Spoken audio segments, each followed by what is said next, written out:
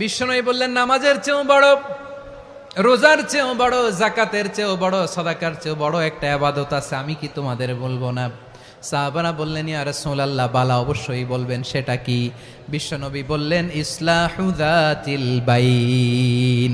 দুইজন যখন ঝগড়া লেগেছে, তোমার দুই ভাই যখন ঝগড়া লেগেছে, এই দুইজনের মধ্যে বিরোধ মিটিয়ে মীমাংসা করে দেয়া হচ্ছে সবচাইতে সেরা কাজ। দুইজন ঝগড়া লাগছে, ইসলাহু যাতিল বাইন, দুইজনের মধ্যে মিলিয়ে দেয়া, এটা নামাজ, রোজা, সাদাকার চেয়ে বেশি সওয়াব। সুবহানাল্লাহ, এত আস্তে, হ্যাঁ? ওয়াত্তাকুল্লাহ ওয়া আসলিহু যাতা বাইনিকুম, সূরা আনফাল। আল্লাহ বলেন, আল্লাহরে ভয় করো, ঝগড়া লাগলে মজা নিও না, ওয়াত্তাকুল্লাহ, আল্লাহরে ভয় করো, ফাসলিহু যাতা বাইনিকুম, মিলিয়ে দিও। তাহলে আমরা মিলায়ে দিব, রাজি আছেন তো?